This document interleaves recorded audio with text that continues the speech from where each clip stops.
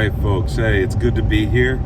This is Darth checking in for the first video that I'm going to be making about the Wheel of Time. Hopefully the first of many. This is going to be very unprofessional, very impromptu. I'm not one of those YouTube review channels. I don't even actually know how to do the voice overlay on a video or something weird like that. I'm just a dude driving to work that wanted to talk about my favorite series. Just for reference, I am a pretty popular user on Dragon Mount, which is a Wheel of Time fan forum, and I've got about 25,000 posts there, mostly unrelated to the Wheel of Time, mostly where I played Mafia, and I've got an hour-long drive to work, so I just wanted to take some time here and maybe help an aspiring show watcher, maybe somebody who's new to the series, with understanding some of the background of the show.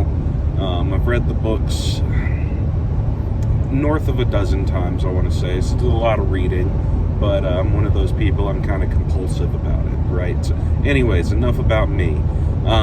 So I will, I should say this up front. I didn't write any of this down. That's probably another mistake, but I should say up front that this is not going to contain spoilers regarding plot points. It's not going to retain spoilers regarding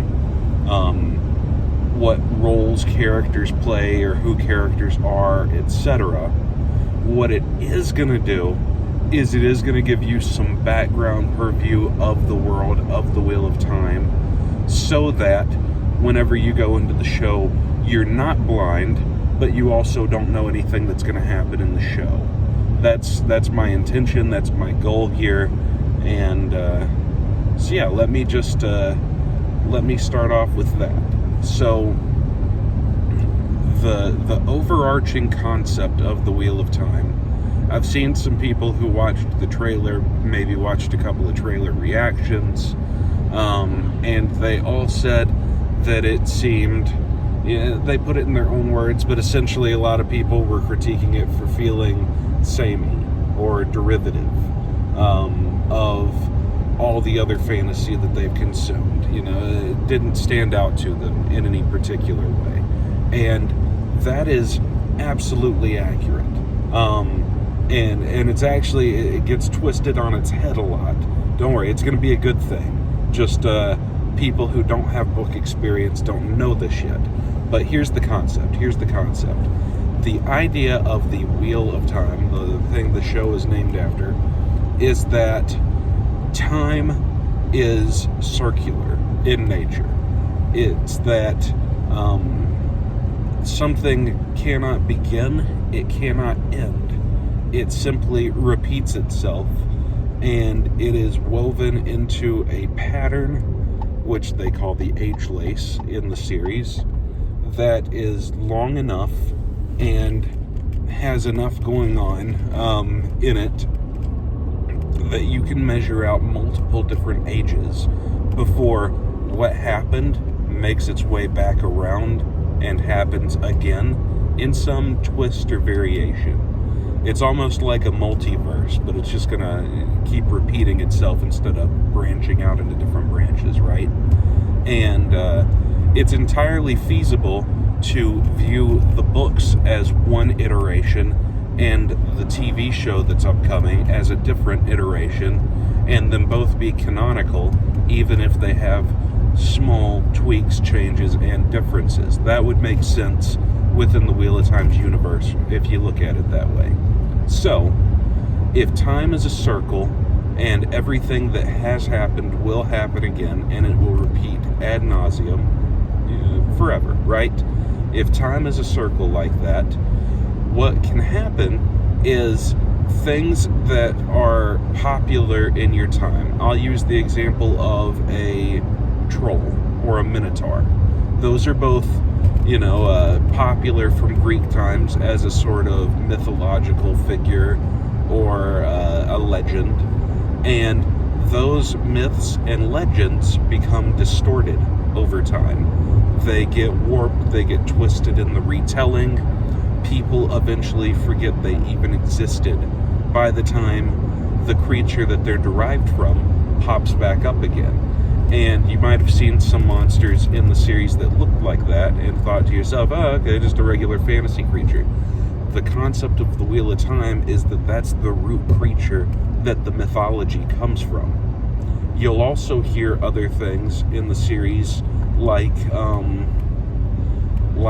the concept of the Arthurian legend and the Knights of the Round Table, or the Sword and the Stone, or oh god, I don't know. It doesn't all pull from English literature, though. Actually, there's a lot from Norse, English, European mythology, but Robert Jordan, the author of the book series, was a very big fan of Eastern culture, and he pulled a lot from it as well, though I unfortunately don't know it nearly as well. I mean, I guess the actual root concept of a Wheel of Time is Taoist in and of itself. So he just kind of blended all these different cultural ideas and made new ones by picking pieces out that he wanted. It's actually, that's a big part of the Wheel of Time series, is all the different cultures that interact and yet are distinctly unique and different from one another. It'll be neat to see how the show handles that without offending modern audiences or stepping on toes. But it should be really interesting, and possibly hard to do it without it seeming like a caricature of an existing ethnicity, culture, or race. But Robert Jordan was himself pretty good at doing that, so I don't think it should cause any real dilemma for a showrunner and team that looks as talented as this one does. But in any case, I got a little off topic here. The pattern has threads, right? The concept of the wheel, they use a lot of loom analogies, a lot of weaving analogies. So, running with that theme, the threads of the pattern are made up by the lives of the people living within it, which means that, yes, reincarnation in the universe is absolutely a real thing. It is anticipated that anybody that lives will be reborn again and again and again as they move through time, and the wheel continues to weave, as it were. So, people's lives are a thread, and their interactions with each other, their decisions, etc., weave together to form an age lace, as they call it, a tapestry that is completely complex, that takes in the breadth and depth of the lives of these people. That's the underlying concept. Now, the reason that matters in the story of the Wheel of Time, in the show that you're hopefully looking forward to watching on November 19th. Otherwise, you're probably not watching this video otherwise. But the reason that matters is because there is an entity that is outside of the wheel. If there's a creator who created the Wheel of Time, which pretty much is canonically accepted in the universe as fact, they don't even really have a religion so much as just a core understanding that this is how we were made and this is what we are. Nobody ever really challenges that in the show. But if the creator created the wheel, there's also an opposing dark force. Now, the dark force is specifically meant to be the root of what all of our modern devils would come from, right? That would be Satan, that would be Dharma, that would be oh gosh, I don't even know all the others to tell you the truth. But he is completely outside of the wheel, or in some cases people would argue that he's trapped within the center of it and that he can't break out, and he desperately wants to. And I should mention here, Robert Jordan had a deep fascination with physics. I think he actually even went to school for it at one point. And so over the years, you can look up, well, don't look up anything, because that'll get you in trouble. You'll really quickly get spoilers you don't want for the show. But in a number of his interviews, he talked about things like multiverses, parallel universes, the difference between what is and what could be. He talked about integrating these Eastern ideologies and some of the mysticism of it with physics, and that helped him inform on how he would create this universe. That helped him with figuring some of this out and applying it in a way that felt very grounded. So this dark one, this dark force, wants to break free and, corrupt the wheel, destroy time, stop it from spinning. That's kind of his overarching goal. And as you would expect of a being that is, from our perspectives, just pure evil, completely unable to be understood, has a time frame and worldview that is, as long as time itself, has seen this all play out 1,000 times before, right? And counter to that dark force, the wheel, in an effort to create its own balance, always creates a champion, which is, again, sort of the root, kind of like the Trollocs, the creatures that you saw in the trailer, are the root of some of those, trolls. That's where the name Trolloc comes from. They're the root of that mythology. They're the root of minotaurs. They're the root of, you could argue vampires and werewolves and things like that from various forms of the Dark One's minions. Oh shit, lost myself here. That's not professional video, told you guys. So, the Dark One, I think I was talking about him. Yes. His goal is to break free, and he's been trying to do this for a very long time, and there is a champion that's what I was on, that was opposite him, that is reborn over and over again, attempting to combat the Dark One and stave off his efforts, right? But if the Dark One is sealed out of the pattern, how would he possibly have any influence over it? How would he have the ability to affect it? That's really a central question, which I have to be really careful here to not give away any spoilers. But the short of it is this. The force of nature that is the wheel of time, that is turning the pattern, that is weaving lives of people over time throughout ages in that whole cyclical, pattern, right?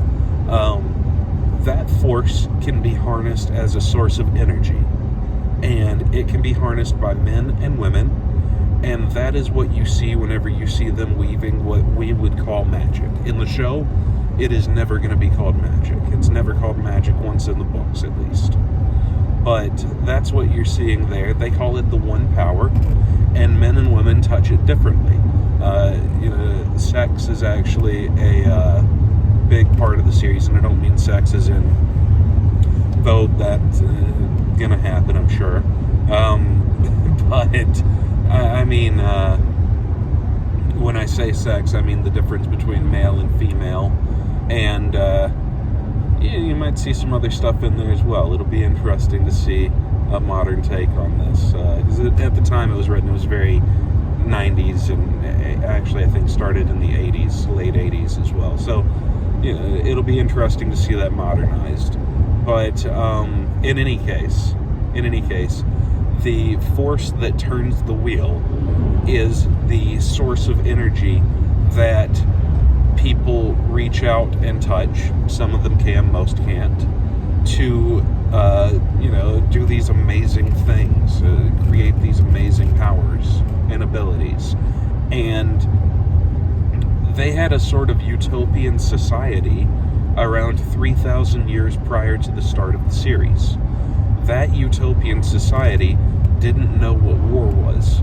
They didn't experience violence between one another. With their power, with everything that they had at their disposal, it was paradisical, right? And they were searching for a source of energy that could allow men and women to use the exact same power, because they envisioned that it would allow them to soar to even greater heights as a civilization. And I'm not going to say anything more on that. I'm just going to say that the power that they found had some consequences and was not what they were wanting. And that kind of kicks this whole thing off 3,000 years prior to the events that you're going to be watching in the show. So I think the show will take it from there and give you everything else that you need to know. But this video might help you not be confused, and it might help you avoid going and Googling and learning way too much, because it's likely that to get a grasp on the stuff that I'm saying right now, that it will take them a few seasons to delve into the backstory enough for that to have good context. And without it, I don't know. The show might feel derivative up till that point, but just know that it's anything but. It is supposed to be the root of what all of our current modern mythos comes from. And it's supposed to, it's not only going to take those concepts and twist them, but then it's going to take your expectation for what happens with those concepts and throw that shit in a blender and spin it out to the left, and you're never going to see what's coming next. It's a great series. It's going to be fantastic. It's not going to do the Game of Thrones thing to you and just, fall apart at the end. I mean, I guess the show could, but the books don't. So they at least know where they're going, unlike Dan and Dave. Yeah, that is all for us. Thank you for watching. I really hope that you enjoy the show, and I hope it is as successful as I envision it being. If it is, that'll be the next Lord of the Rings. I'm sure of it. Y'all have a great day.